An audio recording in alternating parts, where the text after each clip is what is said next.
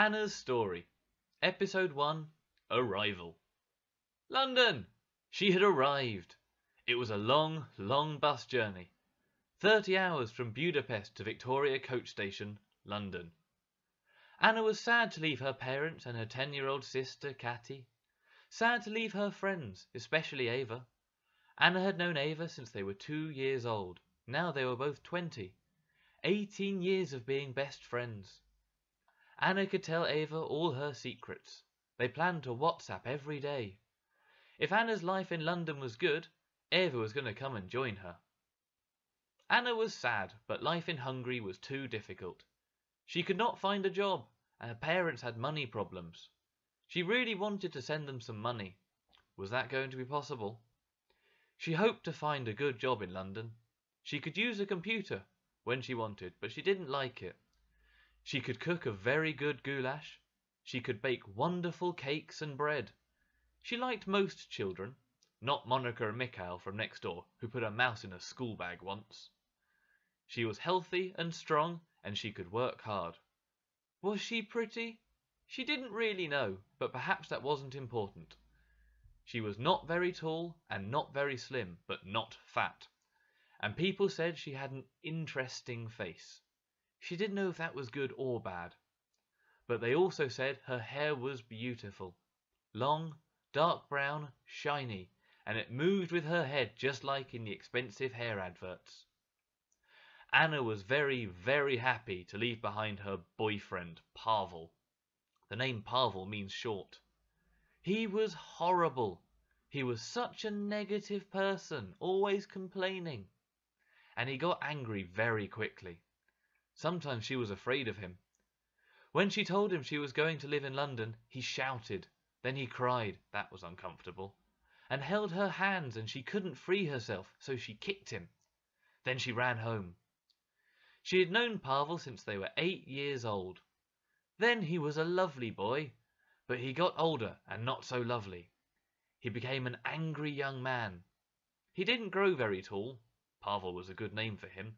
But his nose seemed to grow and grow. Anna wasn't sure, but she thought it was still growing. His teeth seemed to go grey, and, bad luck for him, his hair was very thin and slowly, actually no, quickly disappearing. And what happened to his voice? Nothing. That was the problem. It didn't become a man's deep voice. It was still high like a little boy's. "Oh, Anna, don't go! I love you!" No, no, no. Anna was so pleased to leave Pavel. She wanted to leave him a long time ago, but it was difficult to stop seeing him in the small village where they lived. Only 245 people. Soon to be 246, when Agnieszka, a friend of Anna and Ava's, has her baby. But old Mrs. Bertok was very ill in hospital. So maybe still 245. Yes, it was small, too small. Everyone knew everything about everyone. Now, in London, she wanted to meet some new people, different and interesting people who do different, interesting, exciting things. She wanted to do different, interesting, and exciting things. She also wanted a new boyfriend who was kind, with a normal nose and a man's voice. She wanted to live in one of those beautiful houses you see in the films with a front door which only you and people you like can enter, and a garden which only you and people you like can sit in, and a cat. She will call the cat Popsy. That will be brilliant, but first she must find a job. Sitting on the bus, Anna remembered how unhappy her parents were that she wanted to leave. They felt they were not good parents because they couldn't help her. That was so not true. She was 20. She needed to look after herself now. Her father gave her 400 euros when they were at the bus station in Budapest.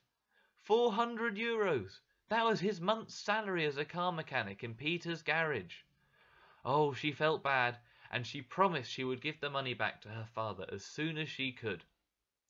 Then he started to cry. Then she started to cry, and then her mother and Katy started to cry. and now in the bus she started to cry again when she remembered those last 10 minutes in the bus station. Anna's bus travelled through the streets of London. London was so big. So many cars, buses, taxis, bicycles. Aren't they dangerous? That woman on the green bicycle looks so small next to that massive red bus. And the people! So many, all different.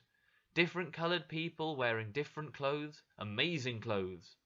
There's a girl with green hair wearing a really, really short skirt and enormous shoes. How can she walk? And there are two women all in black, from the top of their heads to their feet, with a little hole for the eyes. How could they see? London really was very interesting. Some people had dogs with them. Maybe I'd like a dog and not a cat, Anna thought. I'll call it Donny. And look at the shops and cafes and restaurants everywhere. I'll find a job in a cafe or a restaurant first, she thought. Then perhaps in an office when my English is better. The bus arrived in Victoria Coach Station. Anna's plan was to go to Crystal Palace, where her not very good friend Judith lived. Before Anna left Hungary, she had read on Judith's Facebook about the wonderful time she was having in London, the big house she lived in, the fantastic job she had. She didn't say what the job was. All the friends she had, and how good her English was. So Anna contacted her and asked if Judith could help Anna when she arrived in London. Judith replied saying yes, of course, fantastic that Anna was coming to London. Anna could stay in her big house and meet all her friends. But where was Crystal Palace? Excuse me, Anna said to the fat bus driver. Where is Crystal Palace? Ha, she thought, perfect English. What? Said the fat, unfriendly bus driver. She repeated it slowly. Where is Crystal Palace? The fat, unfriendly, and obviously very stupid bus driver looked at her and repeated, Where is Christopolis? I don't know what you're saying, love. And he walked away. Anna thought, 1, I am not his love, and 2, maybe he wasn't English. So she asked another driver. He was nice and gave her a piece of paper and a pen and wanted her to write it for him because he didn't understand. Ah, thought Anna, maybe I need pronunciation lessons. So she wrote it, and he told her to go to Victoria Station. But here is Victoria Station. No, Victoria Railway Station. What? Railway station. What? Train station. Oh, train station. Where? There. And he showed her with his hand the direction to the train station. Thank you. You're welcome. Good luck. He was nice. She didn't need luck, she thought. Anna found the train station. She found a train to Crystal Palace. She bought a ticket. This was very difficult. First, she needed pounds, not euros, so she had to change her 400 euros to 250 pounds. Then the ticket machine wanted £4.20. How much? She said to the ticket machine, surprised. I thought Crystal Palace was in London. Must be far from London if a ticket costs £4.20. That's €6. Maybe it's by the sea. The train was very, very slow, but only 28 minutes later it arrived in Crystal Palace. It wasn't by the sea, she was still in London. The trains in London are just really, really expensive. And are all the trains so slow? The station was made of glass. Then she saw there was a big park on one side of the station. I think I like Crystal Palace, she thought. Now she was excited. Things were looking good. Let's find Judith, she thought. But that was difficult. She asked 7, 8, 9 or more people for Sycamore Road, which she wrote on a piece of paper because she had no idea how to pronounce it. I don't know, sorry. Sorry, no idea. Sorry. Sorry, I don't live here. Everyone was so polite. Anna learned that people say sorry very often. She found the house in the end, as it was getting dark. She stood outside 32 Sycamore Road. Yes, it was a big house, with pretty yellow flowers in the garden, dark blue curtains at the windows, and bright red front door. She rang the bell, and a smiling lady came to the door. "Judith, here," said Anna, not wanting to try any more words. "Pardon?" Oh no, not again. My pronunciation really must be bad. So she wrote, "Judith, my friend, here," on a piece of paper, and showed it to the smiling lady.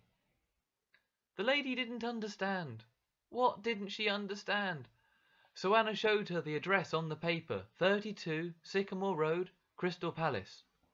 Yes, this is 32 Sycamore Road, Crystal Palace, but no Judith lives here. Thank you for watching Anna's story. To find regularly updated episodes, please visit our YouTube account and our Facebook page, Anna's Story.